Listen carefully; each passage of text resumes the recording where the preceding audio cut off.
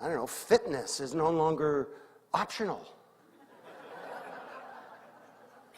If you're going to be naked, you better get buff.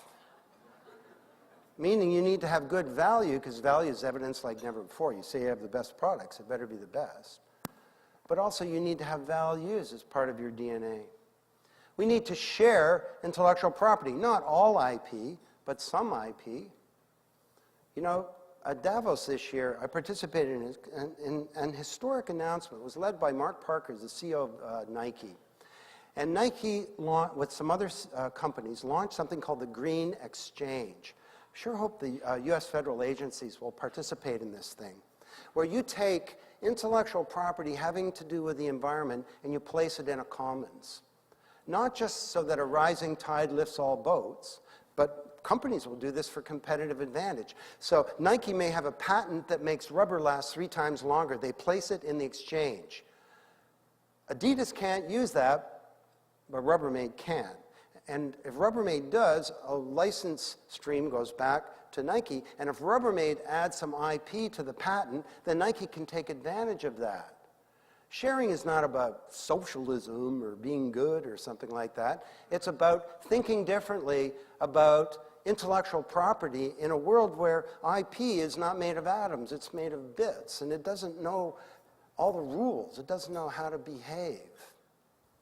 The old view, well, no, our IP is our most important asset, and anyone infringes it, and we'll get out our lawyers and we'll sue them. Well, it didn't work so well for the record industry. Interdependence. Surely, if this crisis shows us anything, it's a business can't succeed in a world that's failing. And we now have 4 pillars of society that rely on each other a lot. There's the state. And this old view that the best government is no government, or tiny government, well, that's not supported by young people in this country. After 9/11, young people, all the survey data shows young people said, you know what, there's a role for the state. Then we have the private sector. Then we have the civil society. Now, at Bretton Woods, after the Second World War, there were no private companies at the table, because we didn't view companies as being a pillar of society. They were just kind of there. And there sure no were NGOs or civil society organizations, because there weren't any. Do you know, in 1946, there were 50 NGOs in the whole world. Now they're a huge part of society. And there's a 4th pillar. You. Individuals can now be a pillar of society. How does that work? Well, 10 million of you as individuals organized to save lives in Haiti. Kids in the Ushahidi network in Kenya found kids buried in the rubble in Haiti.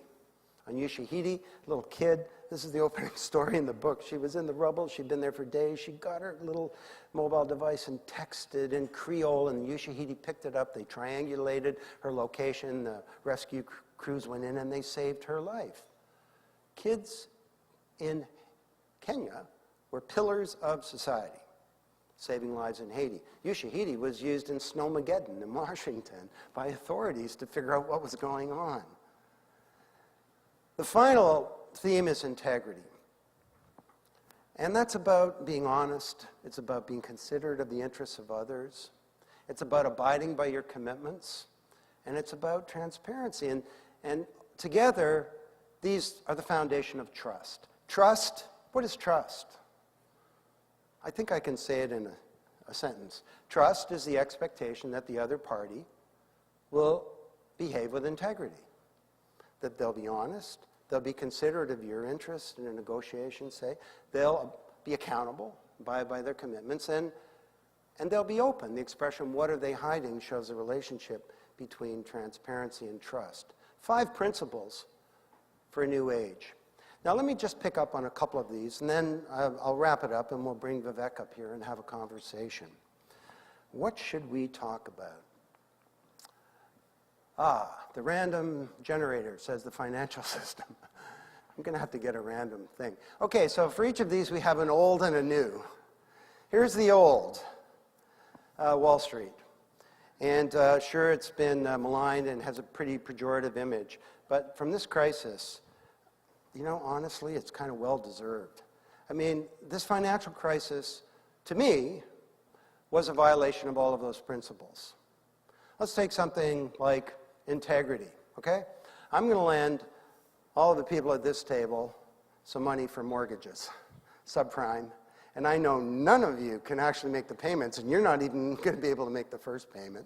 Then we have some rating agencies here, and I'm going to ask you, I'm going to bundle all these up into a complex derivative called a collateralized debt obligation.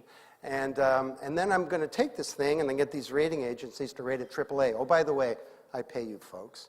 And then over here, we're going to get the insurance companies to insure it, and then we're going to sell it to everybody else in the room, the investors.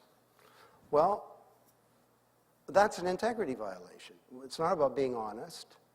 It's sure not about being considerate of the interests of others. Everybody got screwed. The homeowners lost their home.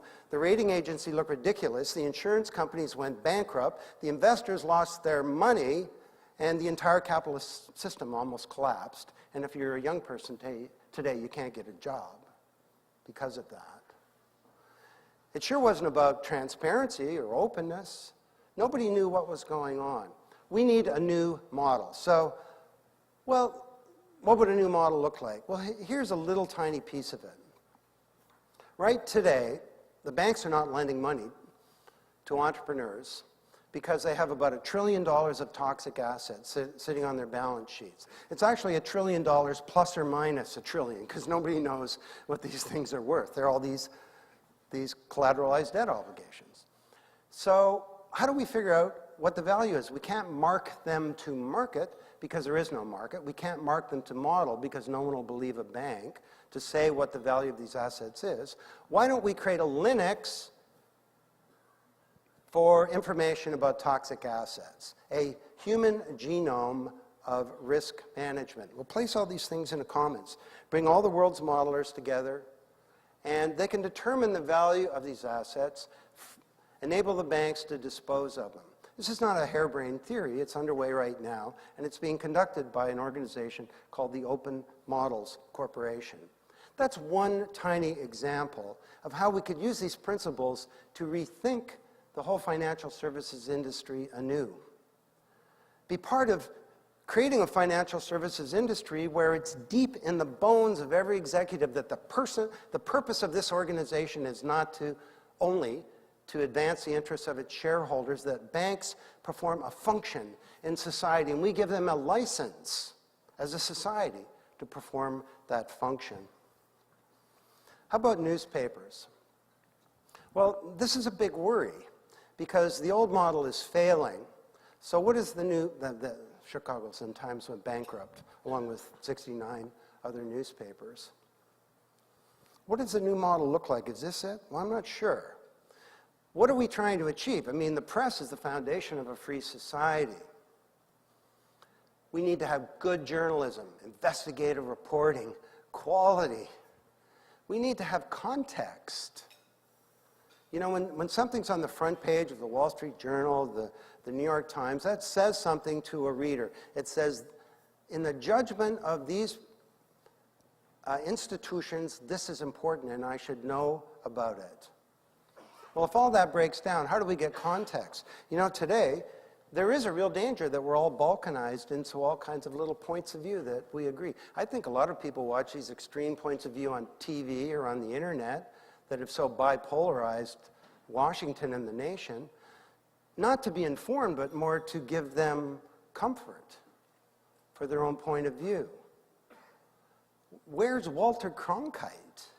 You know, when you need him. That there's a common view that we all hold as a society. Well, the Huffington Post addresses some of these. I mean, it's got great writing. I write for the Huff, sort of Nobel and Pulitzer Prize winners. There's lots of bad writing too, but there's good writing. The context, well, it has a certain point of view, so it doesn't solve that problem, and journalists don't get paid. So what would a new model look like? Well, the contours of a new model of the news are emerging. Now, here's a word association test. I'm going to say the word, and what's the first thing that comes to your mind? Blogger.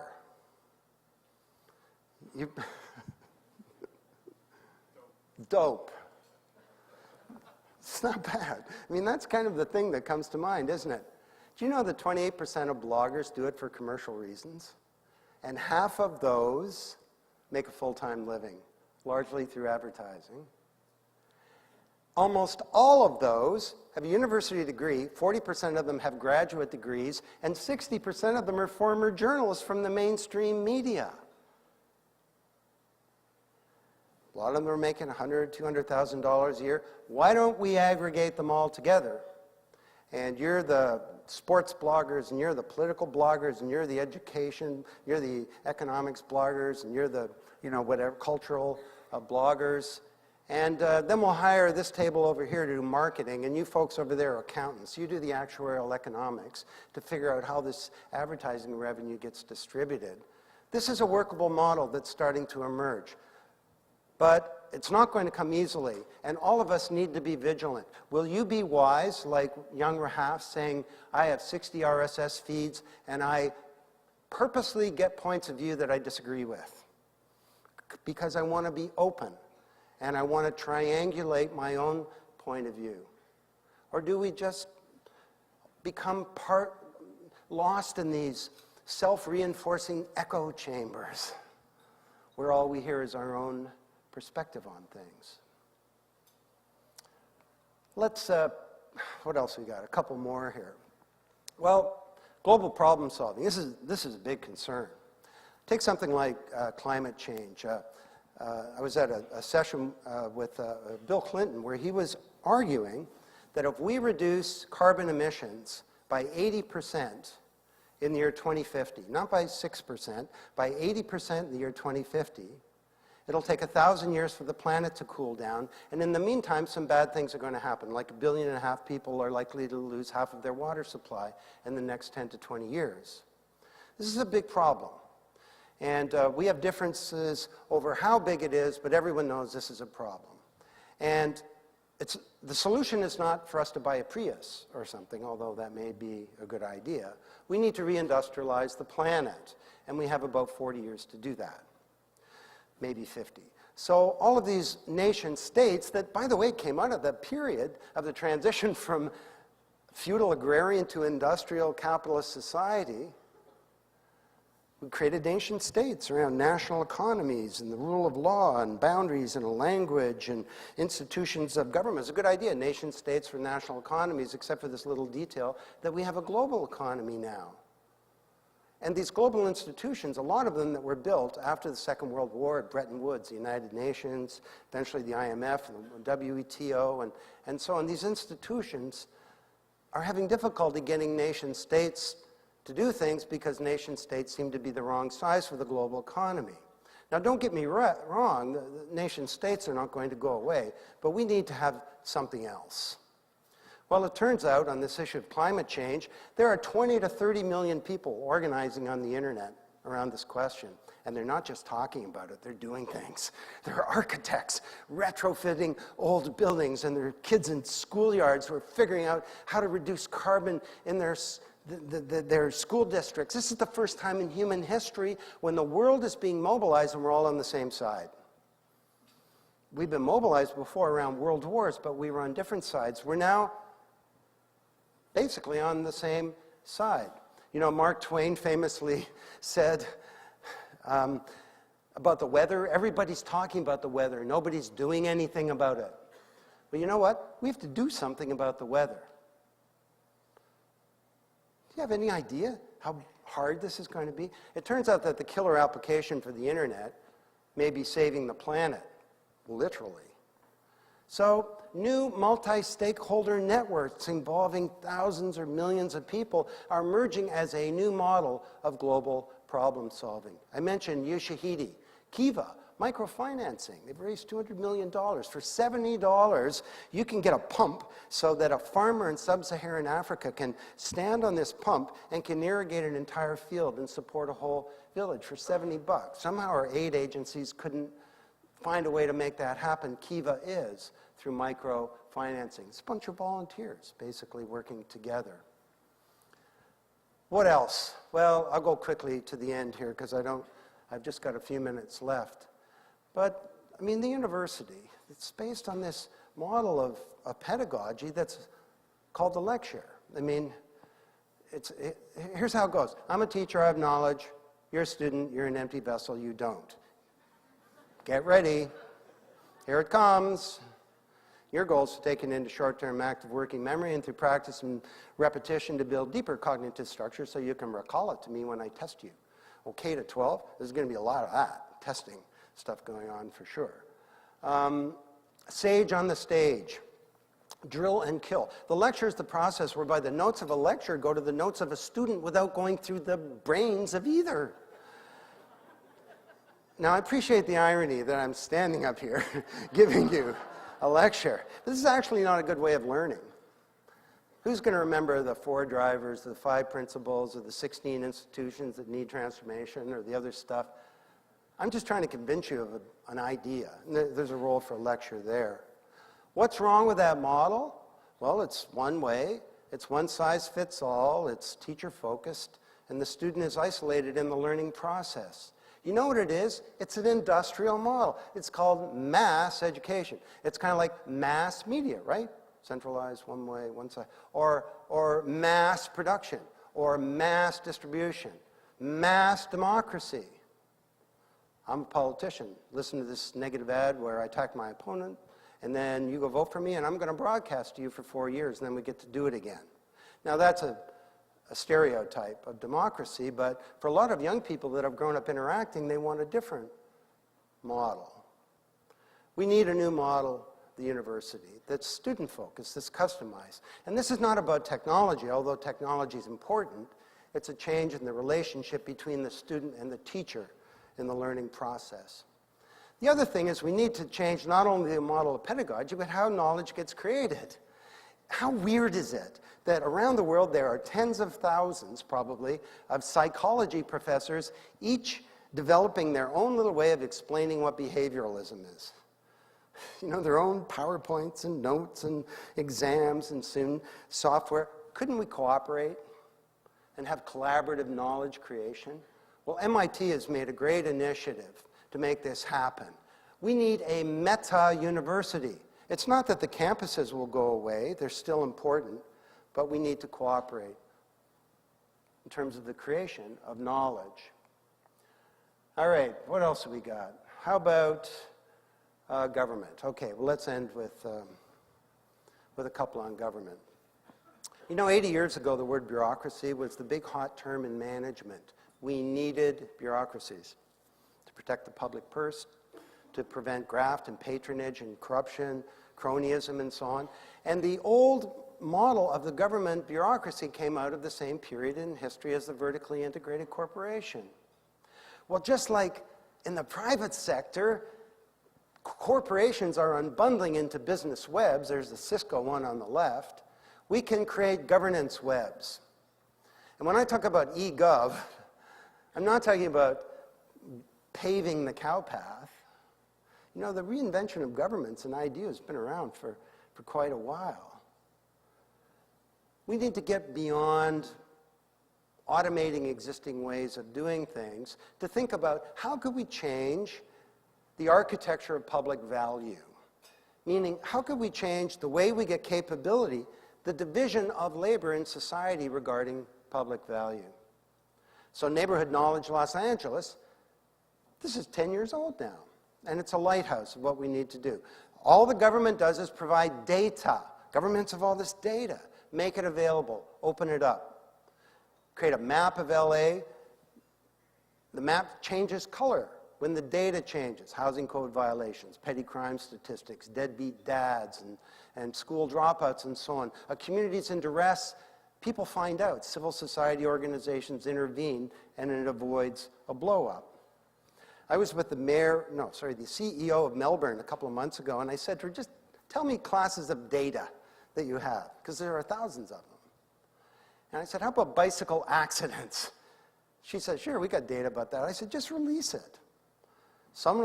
Within a day, they'll do a Google Maps mashup showing all the dangerous places in Melbourne, and you'll be saving lives. In a week, it costs you $0. The notion of government as a platform. And I'm so thrilled that all of you are are deeply involved in this. The United States is actually showing the world how to move forward with this new model.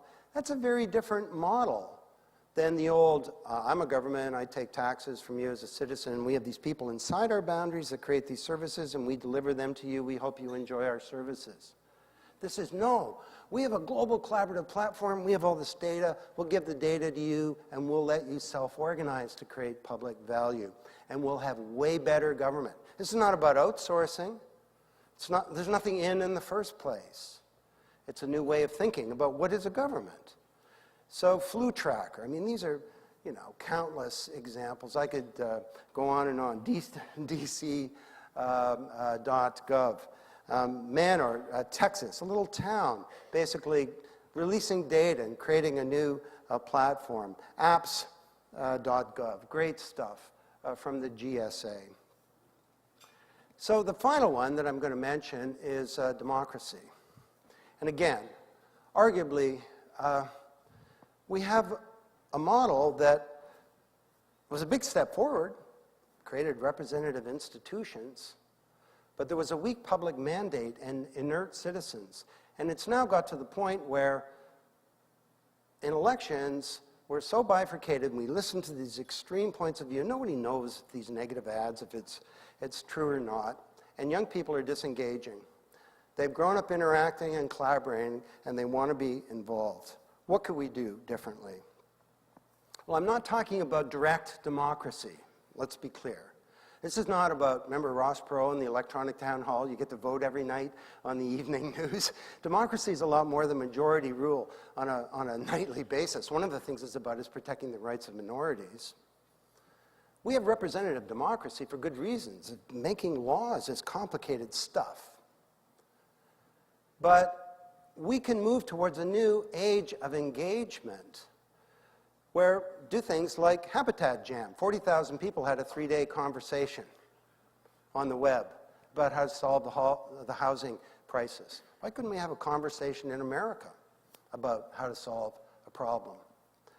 The Open Innovation Portal. This is great stuff. Using challenges. I mean, challenges are basically glorified contests, but they're extraordinary ways of engaging the world. The Department of Education has been a real leader using this stuff, and there's now standardized technology for use across the U.S. federal government for conducting such challenges. I participated in one. It was called the ITS Challenge, the Intelligent Transportation Systems Challenge, and the goal was, the question was, how could we reduce traffic congestion? 60 companies each provided a solution, and the winner was announced at the ITS Congress in Sweden. It cost government basically nothing to do that. We now have policy wikis. The Green Party in Canada created its program on a wiki. If you're a member of the Green Party, you could contribute, and the thing worked out quite well, and they're doing great as a party. A couple of weeks ago, I was in British Columbia with the government leaders there, and they're doing a whole series of challenges. Here was one called Apps for Climate Change. They said, we're going to release all the data that we have, anything to do with carbon. And then we challenge you to come up with great apps. And the prize was like $50,000 provided by private companies. They got unbelievable apps. The one that I saw, on your little iPad or iPhone or whatever, you can real-time track the carbon in your company.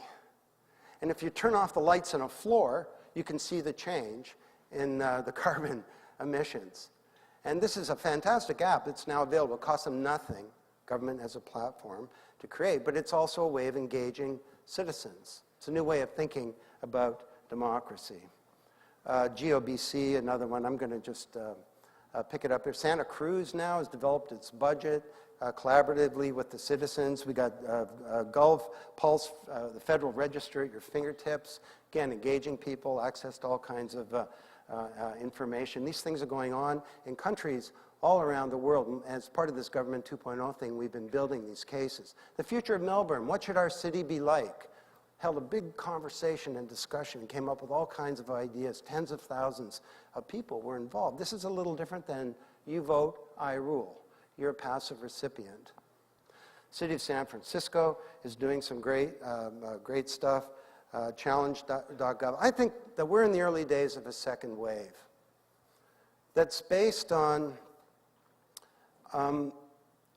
sure, strong representation, but a culture of public deliberation. And citizens, not just inert, but are active. You know, one of the best things that happens in these various activities, and there are all kinds of them that we're studying, there are about 15 different types that you can do, is that you catalyze initiatives. It's not just that I'm the head of a government and I'd like to get your ideas. As people talk about ideas, they start to do things. They start to bring about real change. And you get the context right, and good things can happen. There's a whole new workforce out there for government. So, the final one is work.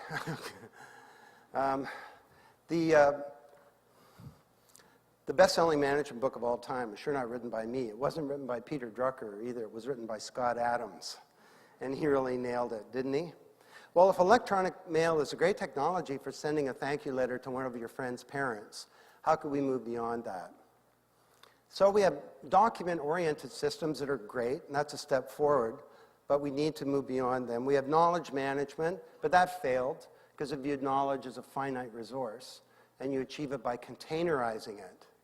Well, the most important knowledge is in the heads of other people, and it's probably outside the boundaries of your organization. So we need to build a new operating platform. These are my 9 killer apps, if you like, that provide a new operating system for a public service, or for that matter, for an enterprise. It's based on a personal profile, industrial strength social networking, blogging, microblogging, wikis, idea storms, new generation project management, deliberation. It's a new category called collaborative decision management. I wrote a white paper defining this thing, and it's now Gartner and others are picking it up as a category they're tracking.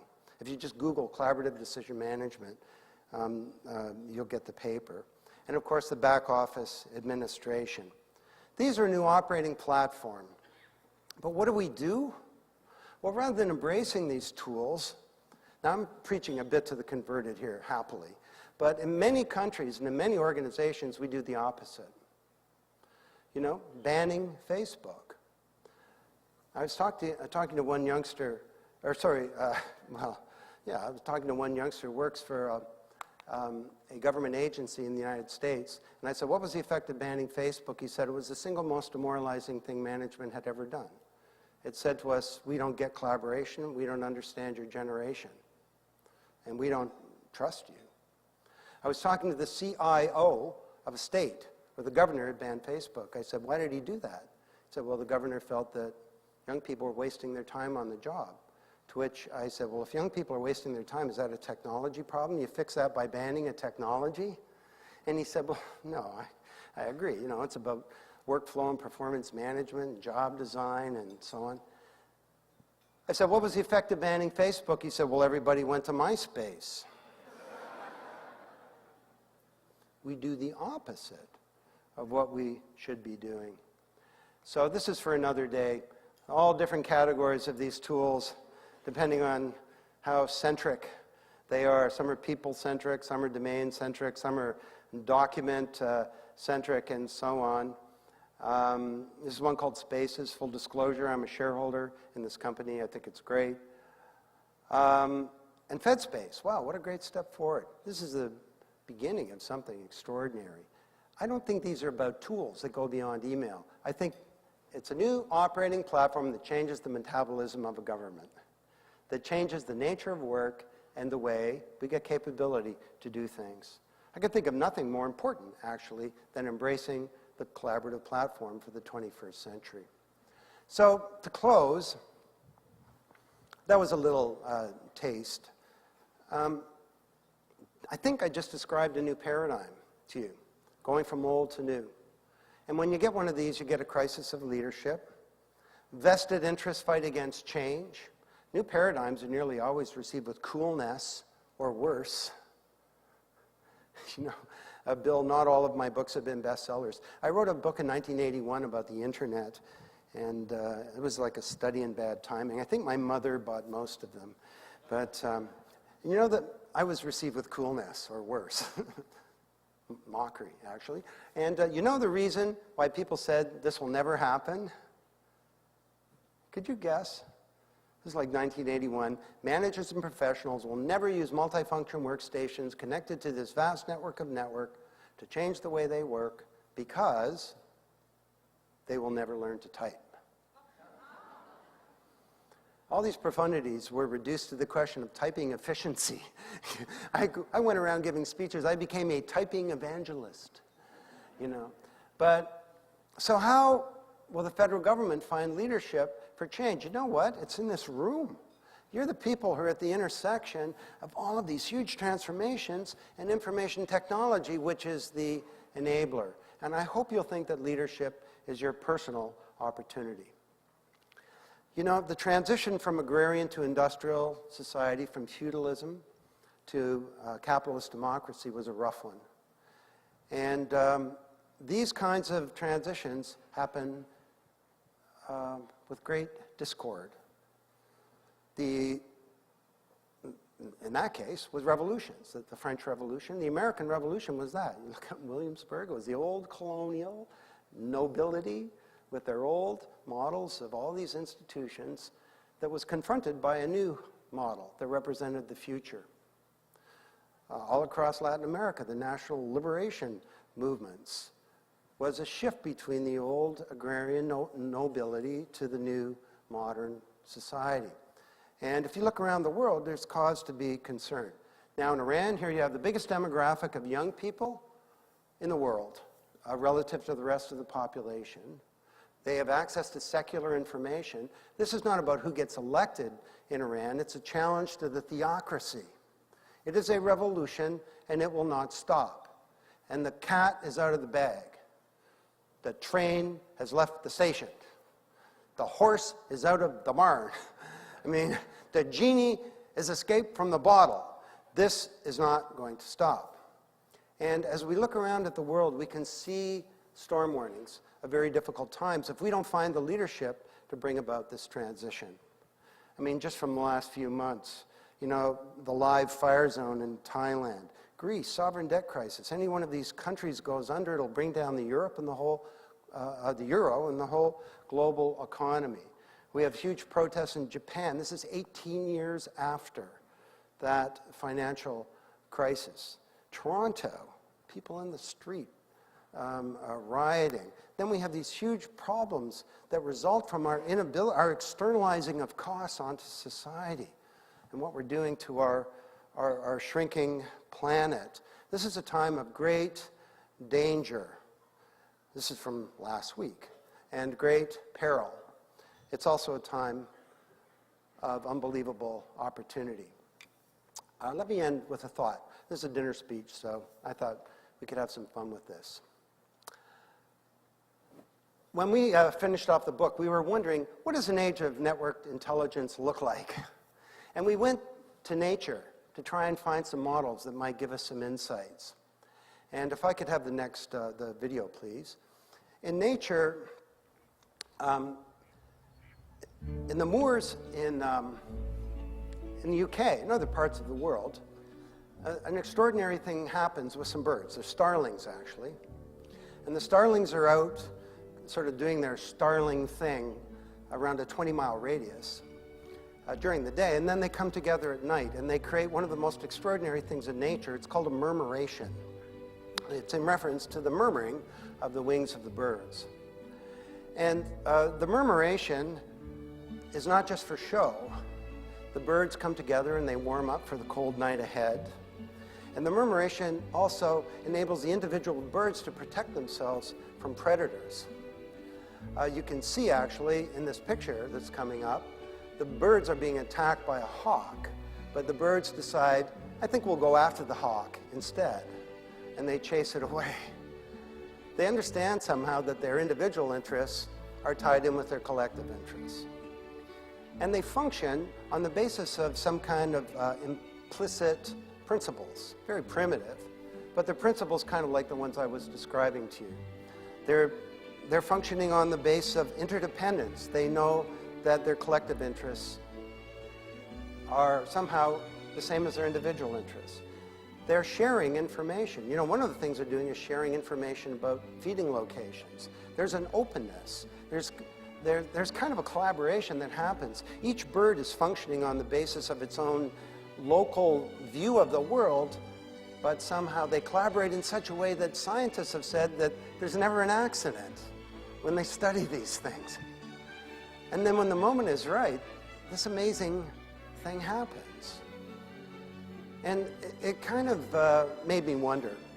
See, because starlings are not intelligent. They don't have intelligence, but people are, and we do. What would it mean if we could somehow collect our brains together with these huge pipes that the technology people in this room are providing and start to collaborate differently? Could we share information or maybe knowledge in a much deeper way? Could we create some kind of, I don't know, collective wisdom, some kind of collective intelligence networking our brains, even some kind of consciousness? It's sort of an interesting thought, and if it were true, wow, amazing things could happen. You know, you've all heard, this talk about the learning organization. We've never been able to achieve it. Well, maybe organizations like people that are not conscious can't learn. I mean, I try and make my talks interesting because I find that people learn more when they're conscious. Maybe we could achieve some kind of consciousness within a team or within a group or within a community or a society or a nation. And if we could do that, maybe we could start to attack some of these huge problems. Because ultimately, our stewardship here is to create the conditions whereby our children can solve the problems that we've been unable to. And maybe if we come together by the thousands and millions and collaborate, we can create a world where the smaller world that our children inherit is actually a better one. I'll tell you one thing for sure is the next period will not be boring. So, thank you.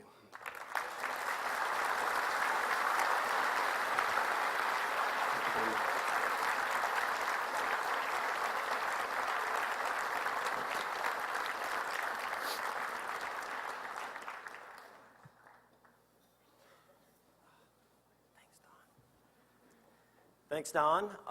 I'd like to invite Vivek to come up to the stage with us and join us for a little Q&A. We're going to have a few microphones planted around the room. I know we're running a little late, so I want to make sure that we've got a chance, at least for people in the audience, to ask some questions. Vivek? How are you? Are you doing okay? Go ahead. So, I'm going to ask the lead question, and I can't see out there. Are there people with microphones out in the audience somewhere? Yes, okay.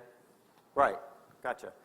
So I'm really struck, first of all, Don, by your focus on citizens and changing the relationship between government and citizens. And both of you have a very interesting quote. I take one from Don's book, and I take the other from lots of conversations that I've had with Vivek. Don, you have a quote in your book that says, "Public value is no longer delivered by government alone." And Vivek, I've heard you say many times, government does not have a monopoly on the best ideas. So Vivek, maybe I can turn to you sort of as a reaction to Don's talk, and also to put some context in terms of what you're focusing on in the administration in terms of delivering value to citizens. Sure. So first, I think what Don talked about is very relevant in terms of the public sector. So if you look at the president, you mentioned this in the campaign, he understood the power of platforms and networks. And as many of you know, he raised over $500 million online with the average contribution that was under $100. Now, when you look at governance in this administration, I'd like to cite 3 examples that represent some of the principles that were discussed today. Number 1, if you think about product safety, as a simple example. One of the things that happened was we had a website for the Consumer Product Safety Commission that essentially existed for years, yet the data and information was locked in that individual agency. As soon as that data was democratized on data.gov, there was a random developer who built an application called Recalls that you could actually download on your iPhone.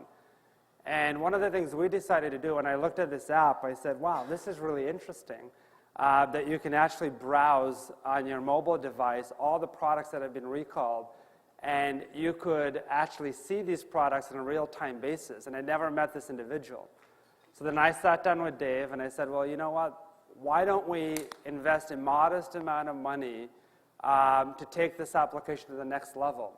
So as a government, what we decided to say was, well, why not couple this recall app with the camera on the iPhone or on the Droid so that you could use the camera to scan barcodes anywhere in a store. So all of a sudden, we developed this app where you can now actually go to a store. If you're scanning a crib, before you buy it, you can see whether it's been recalled or not. You can scan food products, and you can see if those products have been recalled or not. And that's that co-creation model where we were able to co-innovate. Another example is what we were able to do in healthcare. We launched the Community Health Data Initiative. And this is data that the government already had, which was information around hospitals and outcomes in hospitals. So we had a website that had been run for years called Hospital Compare, but very few people accessed that website. As soon as we launched a competition where we asked private sector companies to create value out of that information, Bing from Microsoft took that raw data, and now if you type the name of a hospital, whether it's Shady Grove Hospital or Georgetown Hospital, you can see in the search results the name of the hospital, the outcomes, and patient ratings of that hospital, and the closest hospital near it with its ratings. The third example, which many of you are familiar with, is the launch of the IT dashboard. As soon as we launched the IT dashboard, we ended up getting a lot of input from the American people. The outcome has been that we've been able to reduce funding on projects that were not producing dividends for the American people by $2 billion. So whether it's information and co-creation of solutions that leads to better choices by the American people, or it's working with the American people to make sure we're creating a better government, what you're seeing here, simply put, is a fundamental shift in power from the hands of a few people in government to millions of people around the country. Excellent. So let me throw it open to you in the audience to ask questions of Don and Vivek. I can see you, so raise your hand. Somebody can run a microphone to you. Questions? We've got one. I know over here I can see. Can we get a microphone? And if you'll state your name and where you're from, that would be very helpful. Hi, Lisa Crawford Brooke, Quest Government Services. So as you describe the new and changing phenomenon that are out there, how do you see industry's role participating in and helping to force and engage in the change dynamic? So, well, from the public sector perspective, a big way I see the industry changing, especially in the context of information technology, is in terms of how we even procure technology solutions. What I'm seeing when I talk to a lot of CIOs now, the old world model was that we would go out there, put out a procurement, especially if it was for a complicated project, it would end up taking 18 months, if not longer, and you'd have this very slow, lethargic mechanism of actually how you arrive to solutions. In the new world, at least what I'm seeing in my office now, our companies are walking in, leveraging these platforms with prototypes. Literally, lightweight prototypes that can be scaled not in years, but literally in a matter of weeks and months. And those are some of the challenges. I could talk to you for hours about challenges around federal IT, but a huge opportunity I see is a fundamental shift in how the U.S. government will buy, where the industry could be really helpful, is in helping us think through the best way to engage as we rethink the way we procure IT. Good. Questions? Yes, I see some hands. I don't know where my microphone people are. Just throw it to them. That one might be faster. There's no way. Hold on. And again, please tell us who you are and where you're from. Hi, I'm Mary Ellen Condon with Customer Value Partners. And my question has to do with the infrastructure that supports so much of this. It seems like there's 2,000 plus data centers, and yet the consolidation of that to enable cloud computing and green computing seems like a real challenge. What's happening in that space? You want to take that? I think that's yours. So on the infrastructure side, I think, look, I've talked about this issue a lot. When we had initial data, we looked at information that came to me when I was in the middle of the 2011 budget. We found out the data around data centers was from 1998, and we had 432 data centers. So I asked very quickly for a quick survey of agencies in terms of the number of data centers we had, and the numbers came in at approximately 1,100, and I realized that that couldn't be accurate. That's why what we started immediately was a deep dive on analyzing how much we had in terms of infrastructure. And the new numbers are in after we created actually a peer review process where agencies reviewed each other's data center assets, plans, consolidation approaches, and the new numbers are at 2,094. And part of the problem that you see with this runaway growth in infrastructure is because I think it's the easy thing to do. As Don pointed out, in terms of massive transformation, where too many CIOs have been focused at a departmental and bureau level, is just building infrastructure after infrastructure, because Congress appropriates money vertically, and on top of that, it's the easier thing to spend money on. The harder thing to focus on is actually to start thinking about working horizontally, and part of what you've seen in the last decade has been a lot of investments that have been cross-government, whether it's grants.gov, e-travel, or a number of these other systems. And there's a lot to be desired in terms of those systems and the functionality that's provided and the value that they've created. And a big part of that is, I think, because the approach historically has been very command and control, the old world model, the industrial era approach to how we run IT. Now, I think what you're beginning to see with this peer review mechanism that we're putting in place is that we want to abstract CIOs away from focusing just on infrastructure and moving into this new networked intelligence world to address the problems that the American people actually want agency CIOs to focus on. Great. Down? Yeah, I'll just add quickly. I think it's a very difficult time to be an IT exec because conceptually, I said the internet is becoming a computer, and you can move IT onto this services-rich computer. And a colleague of mine makes a joke that Thomas Watson was famously to have said in the late 1940s that the world will only need 5 computers. Well, if he said that, he was terribly wrong. He was off by the number 4. So if we now have a global infrastructure, insofar that you can move this kind of capability onto that, you're going to have lower costs, better integration, and the world becomes your software development department. Now, having said that, we're also in a world of all kinds of new apps, as we have these little apps now that run on the third screen. And the third screen is, of course, where it's all going. First it was the television, then the computer, and now it's the mobile device. But it's one of the reasons I put up that movie about the Starlings, is that sort of they have their own little self-interest, but when they act collectively, good things happen. And it's a yin and a yang, because you want to move fast within an agency, you want to implement stuff, you want to use standards, you want to use the web as much as possible off the shelf, and so on. But you need to do that in a way that's mindful about what Vivek and others are doing, which is you don't want to have investments, you want investments to contribute to a desired future as opposed to making it worse. And if you don't know what the desired future is, then when you make investments, there's no migration plan that will take you to that future. So it just means that, to me, that this kind of event's really important, and deep cooperation and collaboration amongst federal IT executives is really critical. And insofar as you can start implementing these global things, like a global collaborative platform, that in turn will change behavior and will help move you forward.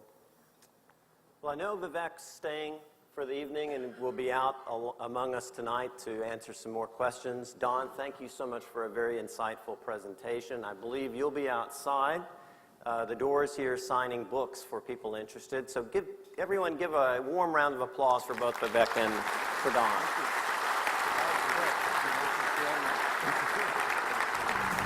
Thank you, Don. Good job.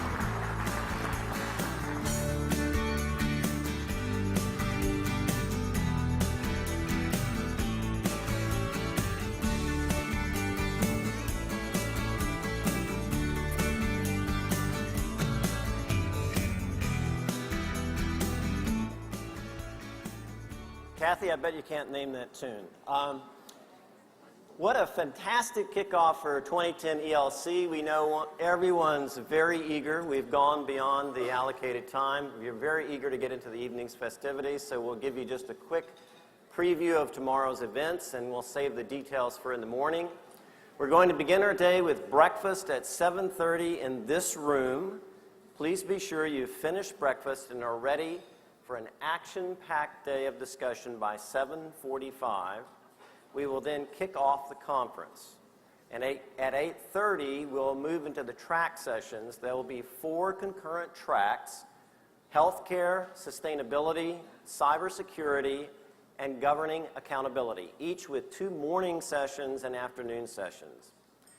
Each track has assembled an incredible lineup of top-notch experts who will lead interactive, dynamic discussions. You're free to move among these tracks, and I think the challenge for most of you will be where to go and which ones to attend. All the sessions and all the speakers are listed in your conference program. We look forward to your active participation in ELC.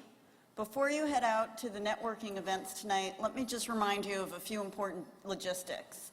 A complete bus schedule is at each hotel and at the registration desk. If you need more information, please see a staff member. The buses will begin in time for you to join us at 7:30 a.m. tomorrow for our breakfast buffet and our conference kickoff. That's the end of tonight's official program. We invite you to adjourn to the Rockefeller House directly across the street to continue your conversations, network, and enjoy the Williamsburg atmosphere and hospitality. We'll have staff along the way to guide your path.